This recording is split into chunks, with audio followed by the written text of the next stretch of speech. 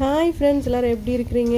இந்த சண்டே இன்றைக்கி எங்கள் வீட்டில் ஃபிஷ் குழம்பு தான். ஃபிஷ் குழம்பு வச்சுட்டு ஃபிஷ் ஃப்ரை செஞ்சுட்டு நல்லா கும்முன்னு சாப்பிட்லாங்கிற ஒரு பிளானில் இருக்குமோ. ஃபிஷ் குழம்பு ரெடி ஆகிட்டே இருக்குது. கூடவே பார்த்திங்கன்னா ஒரு சின்ன ஒரு குட்டி கதையும் உங்களுக்கு ரெடியாக இருக்குது. அது என்னென்னா, நியூ இயரில் நிறைய பேர் ரெசல்யூஷன் எடுத்திருப்பீங்க. பட் அதை 2 நாள் ஃபாலோ பண்ணிட்டு என்ன மாதிரியே நிறைய பேர் ஃபாலோ பண்ணாமல் இருந்திருக்கலாம். பட் 2 நாள் கேப் விட்டுட்டோம் அப்படிங்கிறதுக்கு அதை அப்படியே நிறுத்திடணும்னு அவசியம் இல்லை. கண்டிப்பாக எந்த ஒரு விஷயமும் தொடர்ந்து செய்ய முடியாது தான். ஸோ விட்டுனாலும் அதை செய்ய ட்ரை பண்ணலாம். நானும் அப்படி தான் செய்ய ட்ரை பண்ணிகிட்ருக்கிறேன். அது என்ன விஷயம் அப்படிங்கிறத உங்களுக்கு அடுத்த வீடியோவில் நான் சொல்கிறேன், என்ன ரெசல்யூஷன் நான் எடுத்திருக்கேன் அப்படிங்கிறத. அது மட்டும் இல்லாமல் இந்த ஃபிஷ் குழம்புல ஒரு முக்கியமான பார்ட் என்னென்னு பார்த்தீங்கன்னா, இந்த ஃபிஷ் போடுறது தான். இந்த ஃபிஷ்ஷுக்குள்ளே நல்லா காரம் இறங்கி சூப்பராக சாப்பிட்ணுங்கிறது என்னோட ஆசை. ஃபிஷ் குழம்பு ரெடி ஆகிடுச்சு, ஃபிஷ் ஃப்ரை ரெடி, தக்காளி ரசம் ரெடி. இப்போ நாங்கள் சாப்பிட போகிறோம். எங்களை மாதிரி நீங்களும் ஹாப்பியாக சாப்பிடுங்க. பாய்.